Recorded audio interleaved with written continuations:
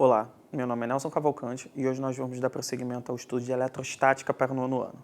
Agora nós vamos falar sobre corrente elétrica. E para isso a gente vai utilizar um aparelho bem comum no nosso dia a dia, que é a pilha, tá? Conectado com dois fios aqui.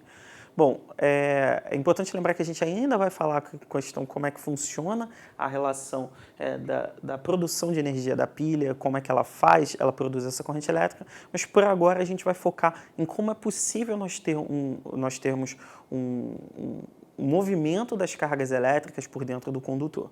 Para isso a gente precisa relembrar que os materiais são feitos de prótons, nêutrons e elétrons, sendo esses últimos, os elétrons, tendo uma massa muito menor do que as partículas que ficam no núcleo e tendo uma maior liberdade para se movimentar. Por causa disso, a gente vai tentar imaginar como seria aqui dentro do fio de um condutor e como é que estariam esses elétrons dentro desse condutor. Na maioria dos materiais, esses elétrons se movem com uma maior dificuldade, enquanto nos condutores eles se movem de forma mais livre. Mas é interessante observar que antes de qualquer conexão aqui, porque nesse primeiro momento ainda não conectamos o nosso fio, a gente vai falar que não fechamos o nosso circuito, os elétrons, não há ainda passagem de corrente elétrica. Esses elétrons ainda estão se movendo livremente de forma completamente aleatória, ou seja, eles se movem para várias direções sem nenhum tipo de direção e sentido pré-definido. Cada um vai se movimentar de uma forma bem randômica, bem caótica, e a gente ainda não vai conseguir não vai observar nenhum tipo de fenômeno mais interessante, como por exemplo da corrente elétrica. Agora a gente vai ver o que acontece quando eu fecho esse circuito. Bom, agora que o nosso fio foi conectado, na pilha a gente fechou aqui o que a gente vai chamar de nosso circuito, o que acontece é que os elétrons agora vão ter uma orientação no movimento deles. Todos eles vão se orientar para o mesmo sentido de movimento. Todos eles agora vão se movimentar na direção daqui, no caso, do ponto positivo, do polo positivo da nossa pilha, exatamente por uma atração elétrica, né?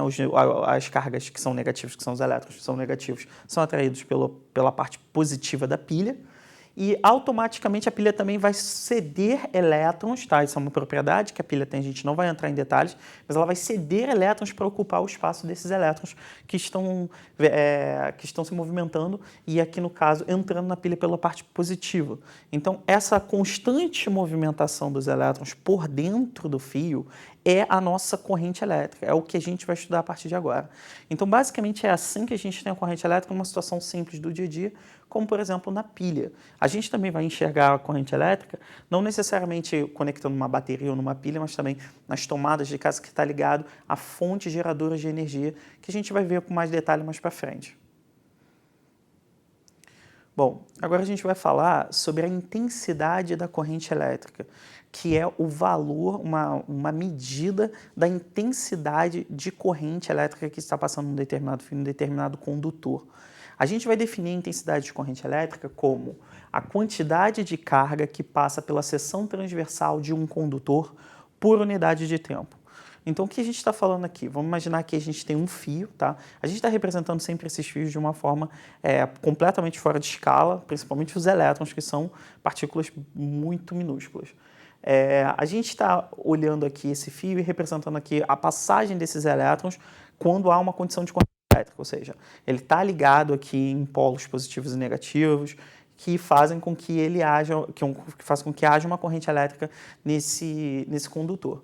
Os elétrons passam por esse condutor e o que a gente vai analisar dada uma seção, ou seja, imagina eu fazendo um corte aqui representado em laranja, imagina eu fazendo um corte sobre esse fio e analisando quanto de carga passa nessa seção por segundo, por exemplo, por unidade de tempo, eu consigo ter uma mensuração da intensidade dessa corrente elétrica. Se passam poucas cargas, passa uma menor quantidade de carga, a gente tem uma baixa corrente elétrica. Agora, se passar uma quantidade muito grande de carga por segundo, então a gente tem uma alta corrente elétrica. Então a gente vai definir o cálculo da corrente elétrica como o valor da carga que passa pela seção transversal dividido pelo tempo. Tá? No sistema internacional, a quantidade de carga a gente mede com Coulomb, em coulombs. e o tempo a gente mede em segundos. Então, essa divisão aqui, coulomb por segundo, vai dar a nossa corrente elétrica. E ela vai ter uma unidade própria. Coulomb por segundo a gente vai chamar de ampere, que é a unidade de corrente elétrica, ok? Bom, agora a gente vai treinar um pouquinho esse conceito de corrente elétrica. Para isso, a gente vai fazer um exemplo.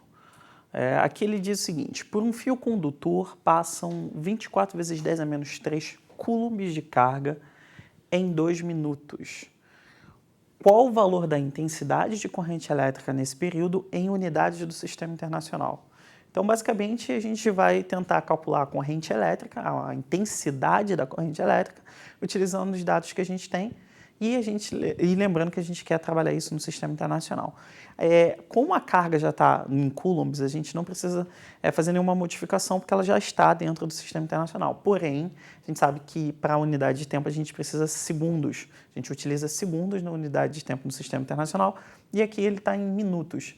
Então, o que a gente vai fazer? A gente vai ver que 1 minuto equivale a 60 segundos. Então, 2 minutos vão valer quanto? Tá? Bom, como é exatamente o dobro, a gente já sabe que a gente vai ter exatamente 120 segundos. Essa é a quantidade de tempo, essa é a quantidade de tempo decorrido enquanto essas cargas passavam. Bom, agora a gente pode utilizar a nossa corrente elétrica. O cálculo da nossa corrente elétrica é a quantidade de carga dividido pelo tempo. Tá? A quantidade de carga que passou pela seção transversal foi de 24 vezes 10 a menos 3 coulombs. Divididos por exatamente 120 segundos. Aqui, para facilitar um pouco as nossas contas, a gente pode transformar, aqui no caso o nosso denominador, também em potência de 10, de forma conveniente, para que a gente possa fazer a nossa conta. 120 é a mesma coisa que 12 vezes 10 elevado a 1. Aqui a gente agora consegue fazer 24 dividido por 12, dá 2. E aqui a gente tem que fazer o quê? Subtrair os expoentes das nossas potências de 10. Então, a gente vai ter menos 3 menos o expoente de baixo, que é 1. A gente vai ter menos 4. Então, a nossa corrente elétrica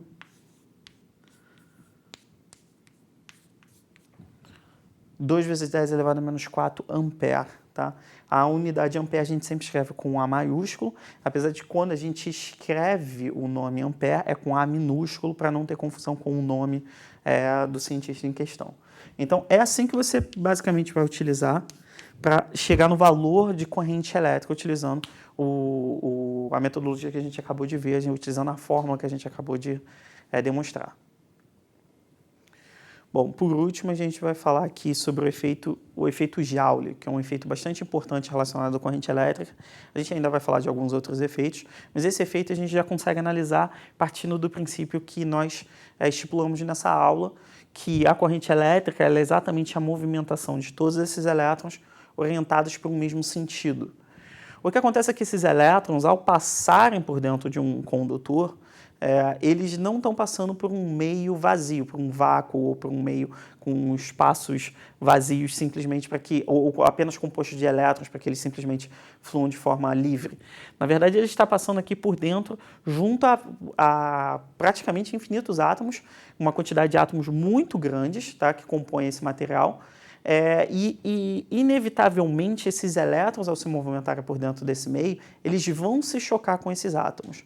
E esses choques faz haver uma certa transferência de energia, a energia do movimento ali dos elétrons é transferida para esse átomo, fazendo esse átomo que já tinha uma vibração, vibrar mais. Ou seja, ele vai se chocando com os átomos e vai fazendo os átomos vibrarem mais. Se esses átomos compõem moléculas, essas moléculas inevitavelmente vibram mais. Dependendo do material, vai haver mais choques, ou seja, vai haver uma maior transferência do movimento dos elétrons para a vibração desses átomos, dessas moléculas, ou se ele for um excelente condutor, que tem uma baixíssima quantidade de choques, vai haver uma menor transferência para essa vibração. Só que a gente precisa lembrar o mais importante. O que é a vibração dos átomos? O que é a vibração das moléculas? O que é essa medida? É exatamente a medida da temperatura desse material. Então, basicamente, o que a gente está chegando aqui à conclusão é que, ao passar essa corrente elétrica por dentro de um condutor, essa corrente elétrica vai fazer com que esse condutor tenha sua temperatura elevada, ou seja, esse condutor aquece. Então, inevitavelmente, quando há passagem de corrente elétrica por um condutor, ele vai fazer esse condutor aquecer, dependendo, maior e menor grau, dependendo da qualidade de condutora desse condutor. Alguns materiais vai ser mais interessante a gente ter eles exatamente um condutor que aquece bastante, que é, por exemplo, a situação da resistência de um chuveiro. Como que funciona a resistência de um chuveiro elétrico? Exatamente isso, a gente passa uma corrente elétrica por dentro de um condutor que ele sofre bastante esse efeito Joule, ou seja, quando passa a corrente elétrica, ele aquece bastante, muito mais do que os fios comuns, e a gente deixa ele mergulhado na água. Quando a água que entra pelo cano fria, ao entrar em contato com esse fio aqui que está em alta temperatura, exatamente pela passagem de corrente elétrica, ela acaba tendo sua temperatura também elevada por troca de calor, então a água que cai aqui do chuveiro é uma água quente, e é assim que a gente tem o nosso chuveiro elétrico, por exemplo. A gente também tem outros aparelhos, como por exemplo o forno elétrico, que ele tem resistências internas dele, ou seja, ele tem fios que tem uma grande quantidade, que sofrem eles sofrem em grande quantidade o efeito Joule, que faz com que ele aqueça bastante quando submetido à corrente elétrica, que ele vai fazer com que ele aqueça o alimento que está dentro desse forno. Tudo bem? Bom, esse efeito aqui ele é bastante importante, ele está relacionado com essa condição de corrente elétrica, a gente ainda vai ver alguns outros fenômenos, assim como a gente vai ver alguns exercícios que utilizam as noções que nós estudamos hoje. Essa foi a nossa aula de hoje, espero que tenham gostado e até a próxima.